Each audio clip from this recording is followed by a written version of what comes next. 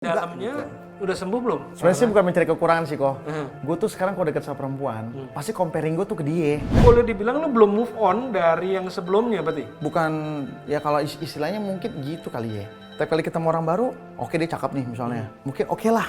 Maksudnya bukan cewek jelek lah. Pikiran gue tuh yang, gue pasti secara di bawah alam sadar gue tuh, gue membandingkan gitu. Berapa sedihnya lu waktu berakhir sama dia?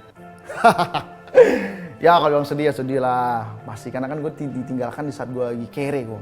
Cuman cinta lu yang belum bisa Apa? benar-benar lepas dari dia. Mungkin karena waktu gue bersama dia tuh jauh lebih lama ya. Tapi lu tahu kan lu harus ngadepin ini?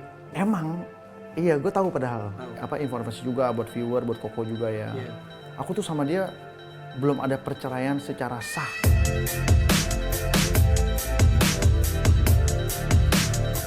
Chris Hatta, thank you udah datang. Sama-sama. Ngobrol sama cowok ganteng ya. Kamu idola aku, terutama rambut kamu yang Oh, luar gitu? biasa jambulnya itu ya. Hai. Emang tinggi banget ya? Enggak lah kok, Tapi lu ya, mah. bro, gue kalau bisa lebih tinggi lagi. Cuman ya nasib dikasihnya begini, gimana? Kan dulunya nggak begitu kan? Dulu enggak. Dulu kayak Elvis Presley gue, bro. Oh gitu? Ganteng. Nah, mungkin Koko terlalu sibuk usaha. Nah iya, Jadi melupakan tahapan melewati itu. beberapa krismon jadi begini jambulnya. Aku juga sebenarnya udah agak mulai tipis di sini kok. Oh, gitu? Beda kita. Kalau Koko kan di depan. Laki-laki tuh pasti akan botak. Iya. Pasti. Iya. Cuman beda-beda. Ada yang di sini, ada yang di sini, ada yang di sini. Oke. Nah, kalau aku udah mulai sadar, udah mulai di sini kok. Oh. Tapi itu semua zaman kan udah maju, udah modern, semua bisa dilakukan perawatan. Mungkin Koko juga mulai sekarang bisa nih, karena kan udah sukses ya kan. Moga-moga ada yang endorse ya. Iya. Gini, karir kamu luar biasa banget. FTV udah berapa banyak, bro? Udah nggak kehitung kok. 100 itu ada kali ya? Mungkin. Karena udah 13 tahun ya aku mulai. Oke. Udah merintis gitu. Sinetron, FTV, udah nggak kehitung. Kalau film masih bisa kehitung lah. Karena kurang lebih baru 6 film. Dan 6-6-nya gak ada yang booming. Ya kalau untuk dunia presenter ada beberapa yang kuis 3 menit ya. Waktu itu zaman-zaman Cristiano Ronaldo baru datang ke Indonesia. Ya itu kalau nggak salah tahun berapa ya, aku lupa. Ya udah dari situ presenter baru sekarang dapat program reguler yang bener-bener udah jadi branding aku banget. Iya. Ya Mr. Money itu pokoknya kalau Kuat banget lo ya, Mr. di Money situ ya? dia pasti Chris Hatta gitu. Oke. Mau diganti sama orang lain pun juga pasti itunya beda lah, auranya beda. Iya. Kayak gitu. Kalau lu paling enjoy di mana, bro? Apanya Paling nih? enjoy di FTV, di TV, atau di film, atau di... Semuanya enjoy. Iya. Enjoy. Tapi sekarang sih gue memang lebih senangnya ke public speaking. Oke. Kayak gitu, kayak bawain acara ya. Kayak seperti ini podcast juga sebenarnya termasuk favorit gue juga gitu. Karena ngobrol kan, buka acara, isi, tutup acara, selesai. Tapi kalau misalnya sinetron atau FTV itu semua kita berangkat dari pagi, pulang pagi. Nggak sehat lah syutingnya itu. Dan kalau dibagi kalkulasi, misalnya dapat income sekian, lalu terus kita bagi 5 hari, hariannya itu sangat kecil. Kalau dibandingin sama, karena kan di dalam dunia hiburan itu ada levelnya ya. Levelnya itu adalah yang pertama itu adalah seni peran, yang kedua itu adalah public speaking, baru yang paling atas itu adalah penyanyi. Oh gitu? Kenapa begitu ya? Emang begitu? Oh gitu? Dari honoriumnya pun juga sangat berbeda jauh. Oh. Honoriumnya, pokoknya lu perhatiin deh kok. Kalau yang pendatang baru, ya pendatang baru pasti akan memulai dari sini dulu. Kalau dia tidak punya skill menyanyi, ya mungkin dia akan dari sini dulu. Kalau dia punya skill menyanyi, ya dia akan ikut ajang kompetisi bakat. Tapi itu pun juga sebenarnya artis karbitan. Ketika dia masih ikutin audisi itu, kompetisi itu masih ada, ya dia akan tetap harum. Paling tahun depan masih harum, karena kan lu abis juara. Tahun depannya lagi hilang. Dan itu udah banyak contohnya kok. Jadi kalau public speaking dalam hal ini jadi host ya? Ya, jadi host, jadi presenter. Kan host, presenter, MC itu beda. Oh. Memang konsepnya sekilas kayak sama ya. Kayaknya orang yang diandalkan di paling depan untuk membuat acara jadi lebih meriah kan. Tapi sebenarnya itu beda job desk-nya. Host, presenter, MC itu beda. Dan itu lu pengen coba kembangin karir lu lagi ke situ? Pengennya gitu ya. Tapi sekarang gue sekarang udah mulai dikit-dikit kan jadi Mr. Money di program Uang Kaget. Karena kan itu antara emosional, situasi, semua reality show tuh gue yang create di situ. Nah, tapi kan di situ wajah gue kan jadi Mr. Money. Gue tuh pengen banget kalau dapet job ya, bawain acara apa, tapi itu indoor gitu loh.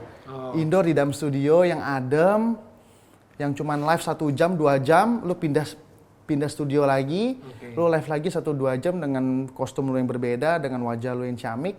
Begitu terus, itu gue mau. Kayak gitu. Tapi itu sekarang belum ada. Soalnya kan satu kerjanya cuma 1-2 jam. Iya. Apalagi kalau yang live ya. Iya. Udah nggak pakai mundur-mundur kan tuh. Iya. Jam 10 sampai jam 11 ya udah 1 jam doang tuh berarti kan. Iya, betul. Honornya lumayan. Betul. Bisa tiap hari juga kadang-kadang. Iya. Oh, makanya arahnya lagi ke arah sana. Lagi mau ngarah situ. Kalau uang kaget kan syuting dari jam 9 pagi sampai jam 6 sore. Itu udah berapa jam tuh? Ya udah 9 jam. Nah, aku cari honornya sama. Nggak apa-apa deh sama, aku mah orangnya cincai lah, cengli lah kalau masalah cuan ya. Tapi kita kerjanya nggak perlu sampai selama itu, 2 jam aja satu program. Kalau dalam sehari bisa 3 program, itu asik banget itu pokoknya. Karena memang beberapa teman gue yang selebriti juga ngobrol kalau misalnya jadi host tuh paling enak. Acaranya sebentar, bisa tiap hari, jadi kan terus kan eksistensi kan penting kan. Betul. Dia kan nongol terus di TV kan, dia kan programnya apalagi yang program tiap hari itu kan tiap hari berarti dia nongol di TV kan, jadi brand juga gampang melekat sama dia. Mungkin ya memang arah ke sana sih menurut gue sih memang positif bro kalau ambil ke situ. Betul. Itu untuk yang di level 2. Tapi karena kita semua udah didukung dengan teknologi, sekarang aplikasi udah banyak, salah satunya YouTube channel ini kan. Nggak perlu repot-repot, aku pun juga bisa mengcover lagu. Oh, lo bisa nyanyi juga? Bisa, gue bisa nyanyi kok sebenarnya. Bisa, makanya gue ada mengcover 2 lagu di YouTube channel gue. Iya, gue pernah lihat tuh yang satu. Ya, Aisyah. Iya. Itu pun juga Aisyah sebenarnya gue udah terlambat sih. Tapi kan gue orangnya nggak pernah nyerah. Walaupun udah masa udah habis, gue tetap coba. Tapi ada kesempatan yang dimana gue akan munculin ini di saat lagi Idul Fitri. Nah, disitulah agak kemakan. Viewer 800 lebih. Terus udah itu gue cover lagi lagu Aku Yang Salah. Itu percintaan soal beda agama. Dan gue kan ngalamin itu ya, percintaan beda agama. Ya udah gue cover, gue punya ilmu bikin video klip, gue punya ilmu apa sih namanya, sinematografi segala macam. Jadi gue tuangkan di YouTube channel gue ini gitu. Dan responnya oke? Responnya oke. Oke lah. Ya mungkin kalau di itu yang range, yang komposernya semua segala macam gue sendiri. Lu sendiri? Maksud gue bukan gue yang mainin musiknya, enggak. Gue tinggal datengin orang yang berpengalaman. Gue mau bikin lagu ini dengan tes yang seperti ini. Jadi mesti ada lawannya. Namanya juga cover kan. Cover itu kita harus lari dari lagu originalnya. Kayak gitu. Oke, ini lawannya kayak gini. Ya udah berarti gue ngambil lawan yang sesuai dengan yang gue mau gitu. Ketika master udah dapet, baru kita tag vokal. Tag vokal udah dapet nih, baru kita bikin video klipnya. Bikin video klip ya dengan alat sekedarnya gitu ya. Makanya kalau aku ngeliat Koko ini sangat luar biasa sekali penggarapan YouTube channelnya. Dengan tim yang sudah terkoordinir, dengan alat yang sudah lengkap, menurut aku luar biasa. Soalnya muka gue nggak kayak lu bro. Kalau muka gue kayak lu, mungkin kameranya nggak harus bagus-bagus banget kali ya. Berarti lu punya jiwa directing, jiwa produser juga ada ya. Berarti kan lu nge-produce lagu pernah. Iya. Nge-produce acara YouTube sendiri. Iya. Kalau di Mr. Money, lu terlibat kreatifnya nggak tuh? Iya, gue sangat justru gue kalau dikasih tahu sama kreatifnya gue suka nggak mau denger. Chris, nanti ntar yang lu tanya begini ya. Jangan sampai kelupaan tuh, karena kita perlu detailing. Durasi kita harus lama di segmen 1 gitu misalnya. Gue suka ngelawan kok orangnya.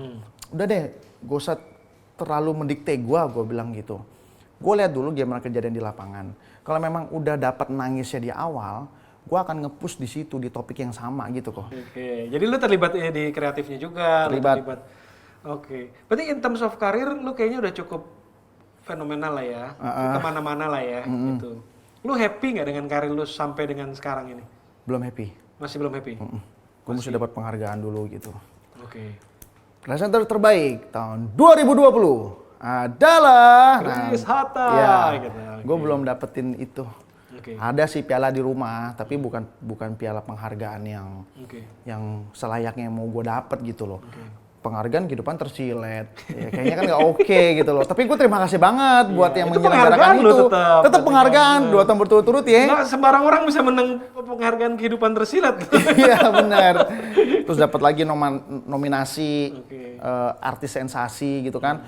Isinya ada Vicky Prasetyo, ada Barbie Kumalasari, ada Roy Kiyoshi, ada Gisel, ada gue. Harusnya yang menang ya Piki aja sih.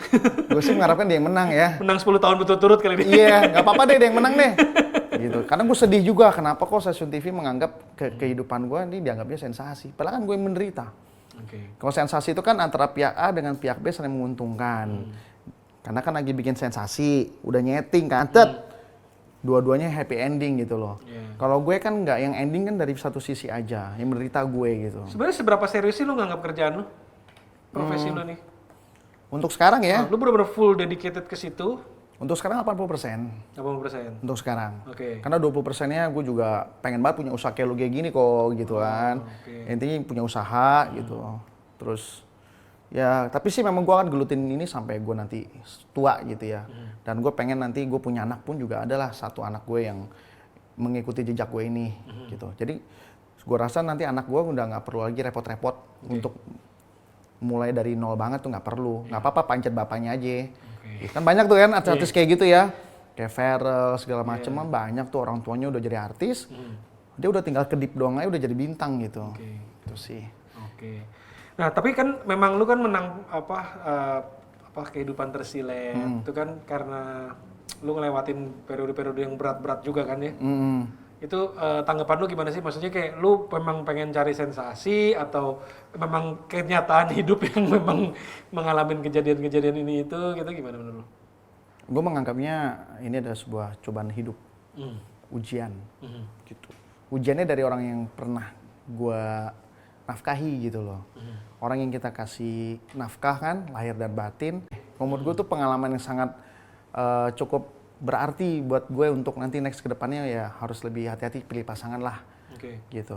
Ya kalau untuk masalah dia nggak bisa setia sama gue, dia nggak bisa terus menemani di saat gue lagi susah, ya menurut gue mungkin jodoh gue cuma sampai situ aja sama dia gitu. Cuman sayang aja kalau dia bisa berpikir, coba deh ditarik mundur lagi waktunya gitu. Ya kan ibarat kata sekolah dia, kuliah dia, penampilan dia, itu kan gue yang survive dulunya. Gue yang survive ketika dia udah menjadi suatu kemasan yang cantik, yang udah siap jual lah ibarat kata gitu ya, udah siap produksi banyak. Akhirnya dia melupakan yang telah mengemas dia gitu loh. Itu sih yang gue sesali itu aja. Tapi kalau untuk masalah ke karir, kalau banyak orang yang bilang katanya karena kasus itu gue karirnya jadi lebih bagus gitu ya, ya gue aminin aja, gue syukurin aja. Mungkin jalan orang beda-beda gitu. Cuman gue ngerasa gue udah berkarir dari 2008 itu kasus kan berlangsungnya di tahun 2017 ya. Jadi sangat jauh banget gitu frekuensi tahunnya. Jadi bukan karena, kalau gue sih ngerasa bukan karena kasus itu gue jadi ada perkembangan karir gitu. Tapi kan kenyataan di Indonesia memang begitu bro, lucu ya. Kalau lu masuk dalam news cycle, dalam news lagi diberitakan punya berita-berita hot yang gini, ya udah pasti kegoreng gitu, rating naik, share naik, gitu-gitu kan memang secara alamiah terjadilah di industri kita di sini gitu. Cuman sebenarnya lu pengen nggak mau kayak gitu, menghindari lah sebenarnya untuk naik gara-gara kalau ya misalnya kayak raja settingan kita itu kan kadang-kadang justru kalau kayak gini makin digoreng sama dia gitu, itu gimana? Ya gue menghindari juga, kayak banyak misalnya artis-artis dangdut yang mau muncul nih, kalau nggak newcomer yang mau muncul, dia mau cepet terkenal, itu sampai ada yang mengajukan penyetingan sama gue. Itu banyak kok, mungkin nanti Koko juga ada yang ngajak settingan kayak ada nanti. Cici-cici gitu ya. Ya, jadi bermacam-macam lah dengan nominal 80-an juta juga ada, sampai ada yang ratusan juta juga ada. Jadi itu gitu. si pihak wanitanya menawarkan sejumlah uang untuk settingan.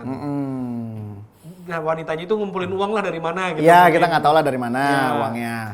Akhirnya menemui gue dengan konsepnya itu adalah pacaran lah sama gue ya kan. Sekian ya, gimana Chris? Begini bla bla bla bla bla bla bla gitu. Sumpah demi Tuhan ya.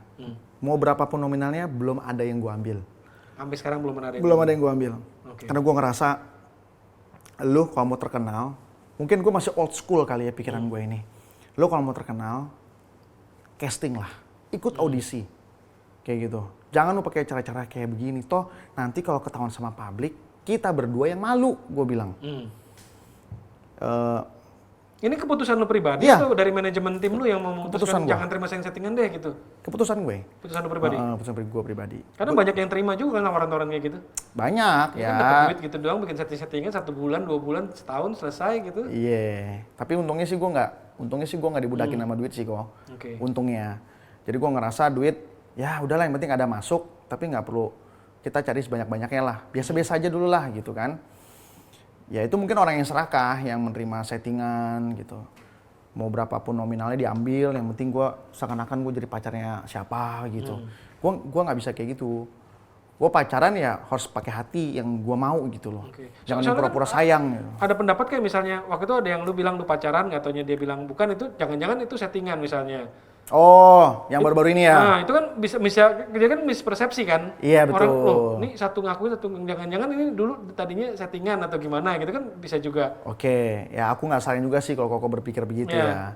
Tapi pada hakikatnya nih Kok, ya hakikatnya, kalau orang settingan itu kan berarti antara pihak A dengan pihak B ini kan satu suara. Iya dan iya, enggak dengan enggak, karena kan begitu Kok ya. Tapi kan ini yang terjadi sama gue adalah iya dengan enggak. Iya. Mungkin harganya jadi nggak cocok atau gimana kan juga bisa terjadi kayak gitu misalnya. Atau kesepakatannya batal misalnya. Mungkin kalau misalnya kesepakatannya batal, gue akan bilang enggak, dia pun juga enggak. Oke. Karena kan kesepakatan batal. Iya. Tapi kalau misalnya kesepakatan terjalin, pasti gue ngomong iya, dia juga ngomong iya. Tapi kan ini ada iya dengan enggak. Gue ngerasa iya, dia ngerasa enggak. Tahu nggak kenapa? Kenapa? Ini juga informasi buat viewernya Koko nih ya. Ini yang lagi dia pakai adalah strategi saling kejar. Jadi gini, maksud gue saling kejar gini. Ketika gue ngomong iya, dia akan ngomong enggak. Di saat dia ngomong enggak, pasti wartawan akan cari gue dong. Chris, gimana tuh dibilang enggak? Lu sebagai laki-laki ninjak-ninjak lagi dong harga dirinya. Biasa wartawan suka panas-panasin kayak gitu. Off air-nya. Gue kan misalnya hati gue panas nih. Kurang ajar. Gue nggak dihargain. Akhirnya gue ngomong lagi dengan mengeluarkan suatu pembuktian. Bang, ya kan? Udah gue keluarin, wartawan akan ngejar dia. Ya tapi gue lihat kan juga jadinya gitu bro. Dengan masalah-masalah yang lu alamin, akhirnya wanita ngelihat lu jadi, bukan wanita ya, orang bisa ngelihat lu, wah nih Chris Hatta nih kayaknya kalau sama wanita bermasalah nih. Dan itu kadang-kadang mengundang orang-orang yang pengen mencari masalah misalnya. Entah untuk alasan mau pansos atau apa gitu, tapi dia wah nih orang kayaknya kalau sama wanita bisa bermasalah nih gitu. Iya, gue juga mencium ada indikasi ke situ sih. Makanya gue kalau kenal sama perempuan, yang paling utama itu adalah gue mengetahui dulu dia cari duitnya gimana. Income dia dari mana dulu sumbernya gitu.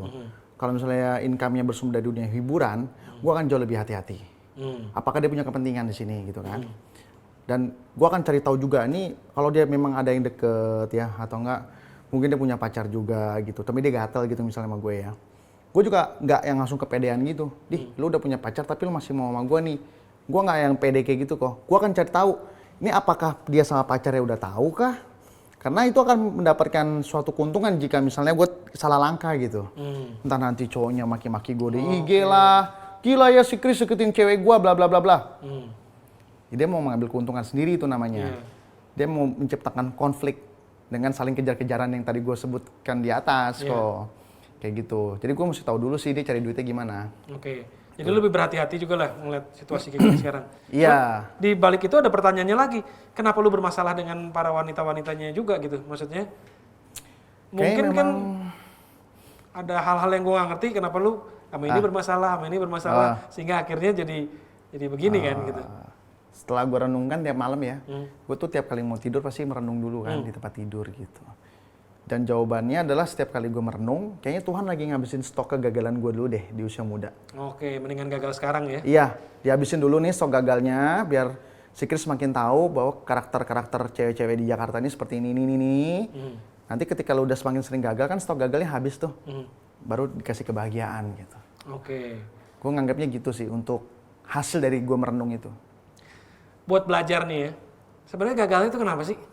Gagalnya? Iya. Ya itu. Ya mungkin dia pinter menciptakan citra ke gue dan guenya percaya, nggak taunya di belakangnya busuk kayak gitu loh. Kebanyakan dari sisi ceweknya? Iya, kebanyakan dari sisi ceweknya. Dari sisi lunya mestinya nggak terlalu bermasalah? Iya, kalau gue tuh orangnya kalau udah punya hubungan dekat, gue tuh akan fokus sih, terus aja. Nah biasanya kalau yang ada permainan, cewek yang bermain, stok dia akan habis lama-lama. Misalnya contoh, sorry ya nggak keangkat, aku lagi ada kumpul sama teman misalnya. Terus nggak bisa lagi dihubungin, sorry ya aku lagi ketemu sama teman kerjaku. Lama-lama stok itu akan habis kok. Nggak apa-apa, habisin aja dulu stoknya. Gue tetap berjalan layaknya orang lagi deket aja gitu. Tapi juga pasti lama-lama ketahuan kok. Orang stoknya habis, dia mau kasih hubungan apa coba. Ditambah lagi kalau dia punya handphone 4, itu gue curiga banget. Usia misalnya 21 tahun. HP-nya mungkin kalau 4 lebay kali gue ya. 3 deh. Usia 21 tahun, handphone 3 gitu misalnya. Dari situ aja kita udah harus curiga kok. Misalnya HP-nya 3-3-nya bagus-bagus semua. Ya kan? Ya kalau dia memang seorang pebisnis atau seorang entrepreneur, mungkin gue bisa memaklumi gitu. Kalau dia kerjanya cuma seorang influencer atau hanya seorang selebgram, kayak gue rasa ini sangat tidak masuk akal. Gitu. Pasti akan ada sesuatu ya nanti. Lucu, kok lu ganteng ya? Pasti cewek gampang banget jatuh cinta sama lu kan? Nggak semuanya permainan-permainan kan? Masa sih selama pengalaman lu ini nggak ketemu yang tulus gitu?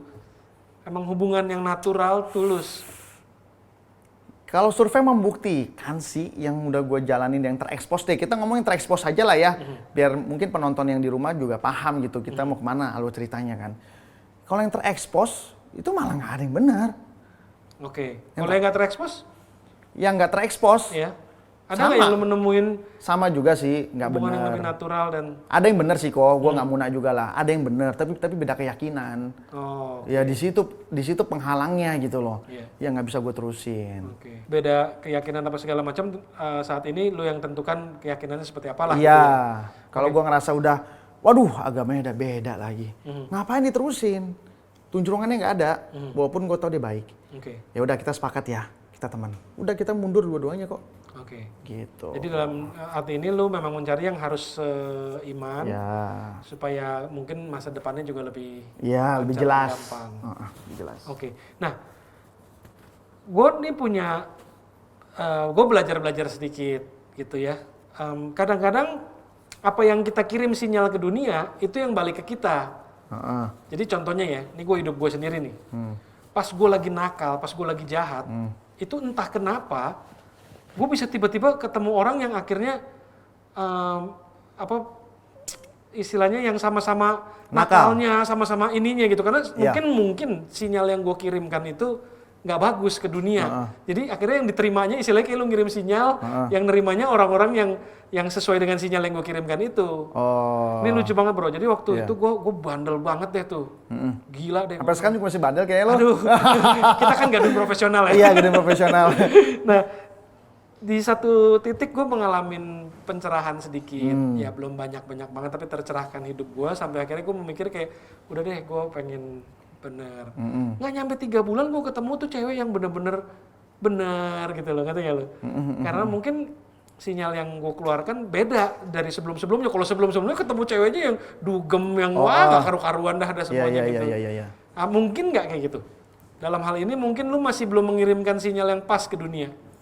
Oh, berarti ini ada kata yang kayak gini. Kalau misalnya kita orang baik akan ketemu dengan orang baik. Begitu kali ya? Iya, maksud dari sinyal itu ya? Nah, dari sinyal lu. Waktu sinyal lu kirimkan yang pada saat kondisi hati lu bagus, bersih, lapang, peng keluar ya yang datang mungkin yang menyambut juga. Sinyal lu juga yang kurang lebih kayak gitu. Gue sih udah ngelakuin itu sih kok. Gue udah nggak pernah ke tempat party lagi, ya kan? Udah itu gue kalau misalnya nggak terlalu deket-deket amat, gue nggak mau modus walaupun dia cakep gitu. Gue udah ngurangin juga kok, ngurangin ya. Kalau dibandingkan sama dulu tuh udah sangat jelas ada pengurangan gitu. Maksudnya biar gue kasih sinyal yang baik-baik gitu kan. Nah itu pun juga termasuk yang gue renungkan juga ketika gue tidur. Perasaan gue udah nggak pernah party gitu kan. Gue kelar kerja langsung pulang. Gue nggak pernah lagi nginep-nginep di apartemen cewek. Gue dulu kan sering ya. Ngerti bro. Gue nggak pernah lagi hal-hal yang aneh-aneh gitu loh. Ditambah lagi gue udah dikasih ujian sama Tuhan tahun kemarin kan.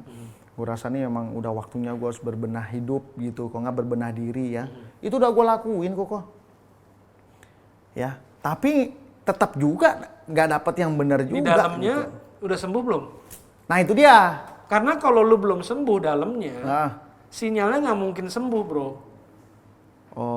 Lu paham mas gue? Di dalamnya lu masih ada luka nih, jadi yang lu keluar ya lukanya. Iya. Karena ini getaran bro ya.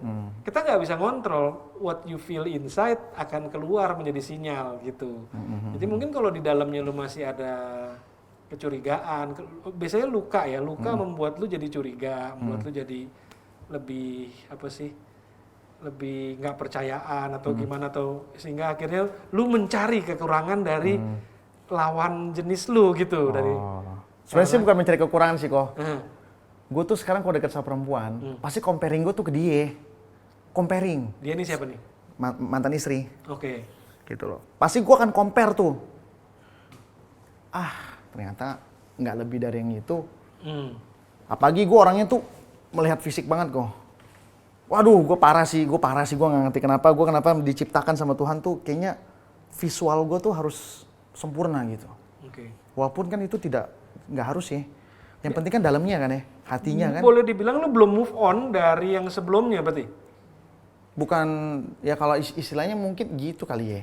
Tapi Jadi kalau masih gua yang ngejangkar gua ke dia alamin gitu? tuh kayak masih membandingkan gitu. Iya. Masih ada jangkar yang nempel di tempat lu. Iya, Jadi waktu ini lu nggak bisa gerak ke arah yang lain gitu. Iya. Tapi kali ketemu orang baru, oke dia cakep nih misalnya. Mungkin oke lah. Maksudnya bukan cewek jelek lah. Tapi otak nggak tahu kenapa tuh ada pikiran gue tuh yang gue pasti secara di bawah alam sadar gue tuh gue membandingkan gitu. Kayak misal contoh, ya betisnya tidak sekecil yang dia. Nah, kayak gitu. Maksudnya nggak yang udahlah tiap orang kan punya kelebihan dan kekurangan. Nah, ini kalau bahasa Mr. Money gitu ya. Tiap orang punya kelebihan dan kekurangan. Kita mesti terima orang itu berdasarkan kata walaupun, jangan dengan kata karena. Walaupun dia pendek, gue cinta sama dia. Walaupun dia hitam, gue cinta sama dia. Itu yang benar. Tapi itu kata Mr. Money, bukan kata Chris. Kalau kata Chris Hatta nggak gitu. Kalau kata Chris Hatta itu adalah fisik lu tidak lebih baik dengan yang kemarin. Jadi tuh biasanya gue akan langsung kendor tuh. Kendor dari segi PDKT gue kendor. Dari segi waktu gue juga jadi akan kendor gitu. Mungkin kalau fisik tuh hanya perwujudan ya. Iya.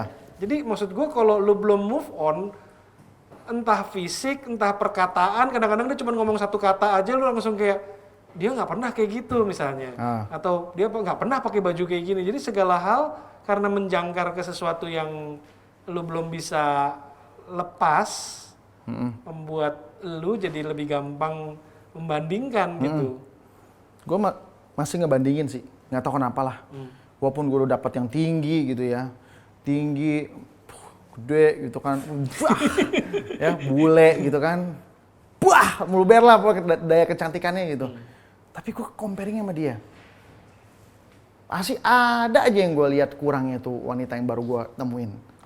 Pasti ada aja kurangnya. Seberapa sedihnya lu waktu berakhir sama dia?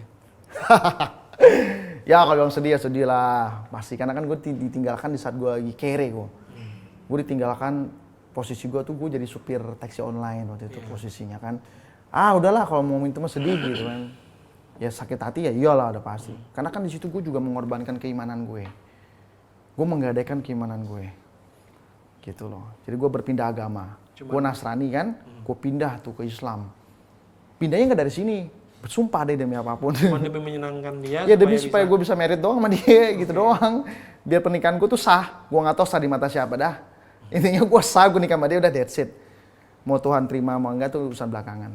Segala hal yang lu lakukan itu demi dia. Iya. Dan waktu terjadi perpisahan itu bener-bener lu. Ya jadi gimana gitu rasanya kan. Apalagi kan meninggalkannya itu dengan cara yang nggak bener gitu loh. Lu udah maafin dia belum? Udah maafin mah. Bukan di mulut nih. Udah, gue udah maafin. Dalam hati lu, iya, kalau lu membayangkan dia, apakah lu udah berhasil memaafkan dia? Udah maafin kok gue. Udah. Cuman cinta lu yang belum bisa benar-benar lepas dari dia. Mungkin karena waktu gue bersama dia tuh jauh lebih lama ya. Iya. Dan lu bukan tipe yang gampang nambatin hati lu sih ya? Iya, gue tuh sebelnya di situ gitu loh. Nah, waktu itu udah lu tambatin hati lu. Ya mungkin kalau sekedar pacaran biasa ya gampang lah ya. Tapi kalau untuk gue pilih satu orang nih kayaknya susah deh. Gitu sih. Tapi lu tahu kan lu harus ngadepin ini? Tahu lah. Maksudnya tahu ya gimana ya, gue nggak paham. Artinya lu nggak mungkin bisa dapet relationship yang bagus banget kalau lu belum beresin yang ini. Emang, iya gue tahu padahal. Kan gue juga belum cerai kok. Ini informasi juga buat viewer, buat Koko juga ya. Aku tuh sama dia belum ada perceraian secara sah kenegaraan tuh belum. Jadi ini di negara Indonesia tuh gue sama dia tuh masih suami istri. Oke, karena Itu lu susah. masih berharap suatu saat nanti kembali. Bukan, karena memang dari Mahkamah Agungnya yang bikin gue jadi tidak bisa melakukan gugatan. Oke. Gitu loh. Jadi Walaupun lu doi, sebenarnya pengen melakukan. iya, gue pengen melakukan. Oke. Gitu kan. Jadi lu berdua sekarang terikat dong sama-sama. Iya, terikat secara kenegaraan. Hmm. Ya kayak gue belum bisa mengajukan. Oke. Gitu. Jadi menurut lu perlu ngapain supaya lu bisa move on, karena lu nanti akan lu kebayang nggak kalau ini masih kebawa terus ke 2021, 2022, 2023 gitu. Iya, maksud gue. Relationship kayak gimana yang lu akan dapatkan ya lu kebayang kan? Iya sih. Tapi mau gue udahlah yang bikin gue happy gue lakuin aja dah. Oke. Gue mah gitu sekarang. It's not facing a problem lu kalau kayak gitu. Lu cuma menghindar doang. Emang ya udahlah gitu. Udah yang bikin gue happy gue jalanin aja. Gue deket sama siapa, selama gue nyaman sama dia gue happy, gue jalanin aja. Walaupun gue juga nggak tahu gue bakal nikah apa enggak sama dia gitu. Oke. Intinya yang bikin gue happy di mata gue, di pikiran gue udahlah gue nikmatin aja dulu. Nggak mau nyari solusi lain. Solusi lainnya mau nggak mau gue harus tunggu Mahkamah Agung dulu aja itu. Mungkin kalau itu udah keluar pengajuan kasasi kan, dia kan masih ada niatan untuk memenjarakan gue nih, ya kan ketika gue diputus bebas tidak bersalah kan, pihak pelapor masih bisa mengajukan gugatan yang lebih tinggi lagi dong, itu kan ada hak kan, nah itulah kenapa buku nikah gue semua apapun itu ada di Mahkamah Agung, jadi gue mau nggak mau harus nunggu putusan itu dulu deh, nanti kalau putusan Mahkamah Agung udah selesai, udah gue terima lagi nih buku-bukunya semua dokumen. Gue ajukan nikah ketika negara sudah memutuskan, udah ketok palu bahwa Chris dengan dia udah bercerai secara kenegaraan, mungkin di situ gue bisa mengambil langkah konkret. Oke. Itu. Sorry, kalau dua belah pihak sebenarnya udah memutuskan untuk berpisah, itu kenapa sulit ya? Karena kan kita juga nggak bisa nikah sama orang lain kok. Nggak, bukan maksud gue. Lu udah lu udah istilahnya nggak mau lagi sama dia, menikah atau gimana lah sama dia, udah nggak mau bersama dia lah gitu. Dia juga misalnya udah nggak mau, itu kenapa negara jadi sulit banget untuk mengesahkan dokumen itu gitu? Oh iya, karena gini, Mahkamah Agung itu kan ketika terdakwanya itu ada di luar, maksudnya bukan di dalam penjara, itu tidak ada batasan waktu kok. Oke. Kecuali orangnya di dalam penjara, itu ada batasan waktu, yaitu 8 bulan. Oke. Nah karena ini akunya berada di luar, dari Sabang sampai Merauke, Mahkamah Agung cuma ada satu, kasus banyak, gitu. Jadi Mahkamah Agung tidak perlu memburu-burukan kasusnya si Chris ini diputuskan. Nggak urgent lah intinya gitu ya? Nggak urgent, dianggap sama mereka tuh nggak urgent. Karena posisi gue sebagai terdakwa tuh berada di luar penjara kok. Memang itu udah peraturan dari negara ini. Tidak ada batasan waktu ketika terdakwa berada di luar. Kecuali gue di dalam, dikejar tuh. Karena kan tuh melanggar hak asasi manusia, menjarain orang lama-lama kan. Gitu. Lu nggak bercoba mediasi? Mediasi ke mantan lu, ngobrol? Oh nggak ada sih. Nggak ada. Harusnya mediasi itu kan di tahap awal. Iya, gitu. Atau untuk udah lah kita maunya gimana, masih teleponan, masih kontak atau gimana? Enggak, udah lost kontak aja kita udah semua. Udah, nggak ada kepengen istilahnya berdamai lah gitu? Kalau berdamai sih memang udah ya. Ibarat kata antara dia sama gua dari hati ke hati itu sebenarnya udah berdamai. Cuman masalahnya ini kita kan ada aturan, di negara ini ada aturan.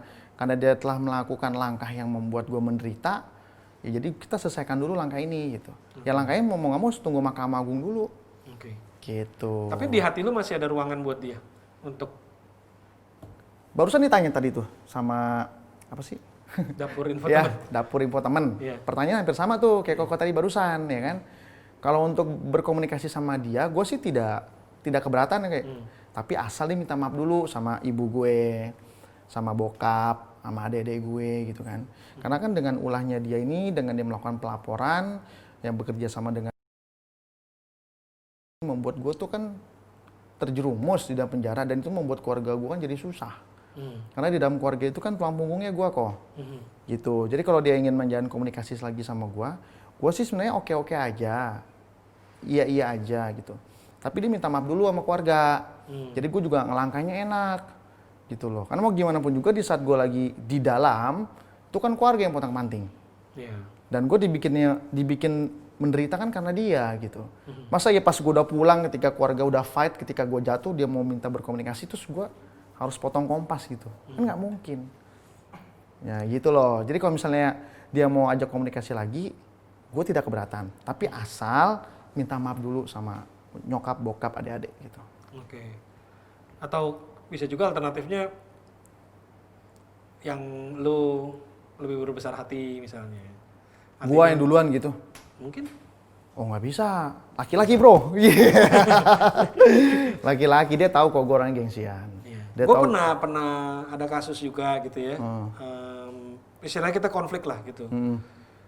Terus bisa juga panjang. Satu-satunya nggak panjang adalah gue mesti ngalah total gitu misalnya. Ya udah akhirnya gue ngalah. Kenapa menurut gue tuh jauh lebih penting lu move on dibanding lu dragging gitu. Gue punya teman bisnis juga sama ngobrol sama gue.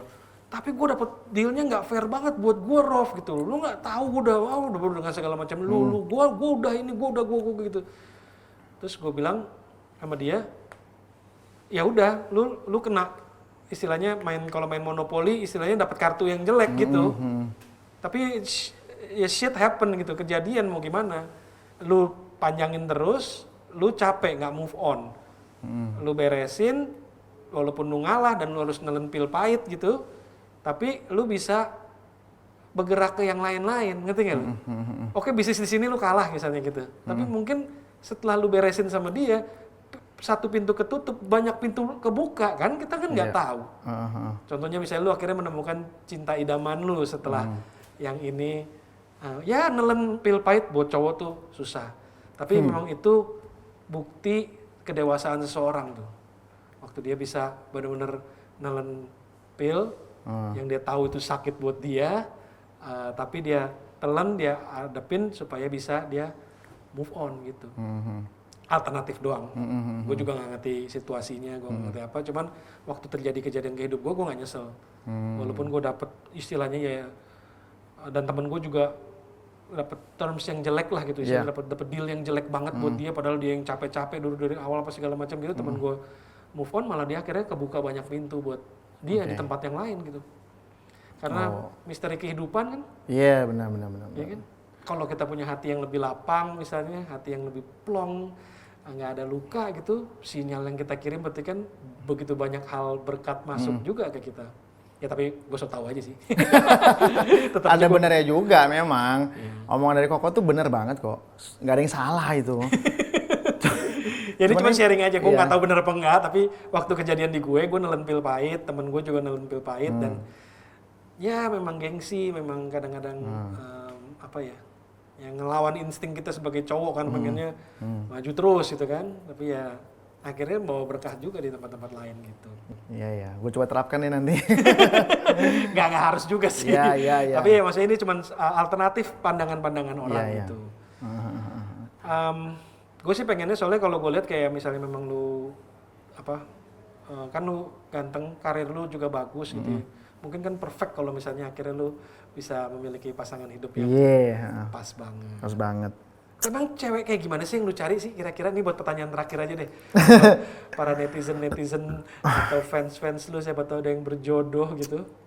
Kalau gue jelasin detailingnya, malah Tuhan kayak nggak kasih deh. Ya gue cuman bilang yang penting dia cocok sama gue dan sayangnya sama keluarga gue juga gitu. Udah gue minta itu aja deh. Jadi sayangnya nggak cuman ke gue doang, tapi sama ibu gue sayang, sama ayah gue sayang. Gitu. Jadi bisa merangkul semuanya. Itu aja deh. Untuk masalah kemasan dan segala macam, gue rasa bisa ke Korea lah ya. Biar Tuhan aja yang milih gitu. Biar Tuhan yang atur aja lah.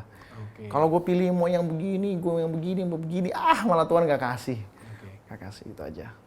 Bro, thank you banget udah ngobrol-ngobrol di tempat kita. Sama-sama. Ya, moga-moga enjoy, karena gue juga enjoy. Sebenarnya di sini kita nggak ada menghakimi, nggak ada berpendapat, kita cuma sharing pengalaman aja, satu sama lain ngobrol-ngobrol. Iya. Thank you brother ya. Sama-sama kok ya. Sukses terus. Sip. Thank you.